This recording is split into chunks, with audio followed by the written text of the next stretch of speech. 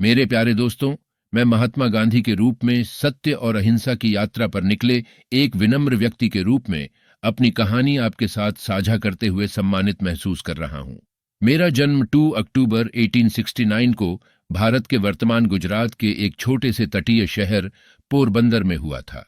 मेरे माता पिता ने मुझ में ईमानदारी, विनम्रता और करुणा के मूल्यों को स्थापित किया और मेरे जीवन के काम की नींव रखी। मैं कानून की पढ़ाई करने के लिए 1888 में इंग्लैंड चला गया। यही रास्ता मुझे दक्षिण अफ्रीका तक ले गया। यह दक्षिण अफ्रीका में था जहां मुझे नस्लीय भेदभाव का कड़वा स्वाद अनुभव हुआ। इन अनुभवों ने मेरे भीतर एक आग जला दी, जिससे सामाजिक न्याय के प्रति मेरी आजीवन प्रतिबद्धता प्रेरित हुई। मैंने दक्षिण अफ्रीका में भारतीयों के अधिकारों की वकालत करना शुरू कर दिया। अन्याय के खिलाफ अहिंसक प्रतिरोध को अपने हथियार के रूप में इस्तेमाल किया। इससे मेरे सत्याग्रह या सत्य बल के दर्शन का जन्म हुआ, जो मेरे जीवन का मार्गदर्शक प्रकाश बन गया। 1915 में भारत लौटने पर मैं ब्रिटिश औपनिवेशिक शासन से भारत की आजादी के संघर्ष में शामिल हो गया।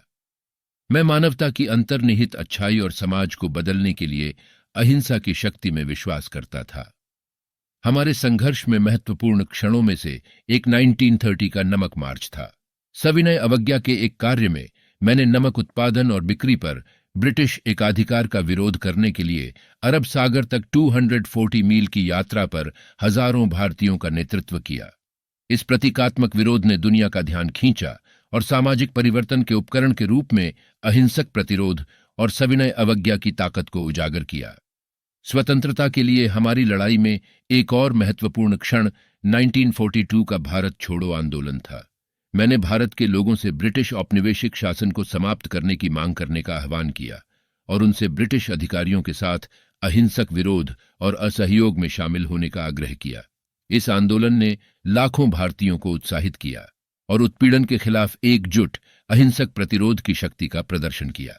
मेरे जीवन के बारे में एक कम झांत तथ्य सांप्रदायिक सद्भाव और धार्मिक सहिष्णुता के प्रति मेरी गहरी प्रतिबद्धता है। मैं सभी धर्मों की एकता में दृढ़ विश्वास रखता था और अंतर्धार्मिक समझ की वकालत करता था। मेरी प्रार्थना सभाओं में अक्सर विभिन्न धार्मिक ग्रंथों का पाठ शामिल होता था, जो आध्यात्मिक सत्य की सार्वभौमिकता पर जोर देते थे। इतिहास पर मेरा प्रभाव भारत की स्वतंत्रता से परे है। मैंने दुनिया भर में नागरिक अधिकार आंदोलनों और नेताओं को प्रेरित किया, जिनमें संयुक्त राज्य अमेरिका में मार्टिन लूथर किंग जूनियर और दक्षिण अफ्रीका में नेल्सन मंडेला शामिल है। अहिंसा, सविनय अवज्ञा और शांतिपूर्ण प्रतिरोध के जिन सिद्धांतों का मैंने समर्थन किया, वे स्वतंत्रता और न्याय के लिए प्रयासरत उत्पीड़ित लोगों के लिए शक्तिशाली उपकरण बन गए। दुख की बात है कि 30 जनवरी 1948 को मेरा जीवन समाप्त हो गया, जब एक गुमराह आत्मा ने मेरी हत्या कर दी, जो मेरे संदेश का सार नहीं समझ सका। प्रेम और अहिंसा की शक्ति में अटूट विश्वास।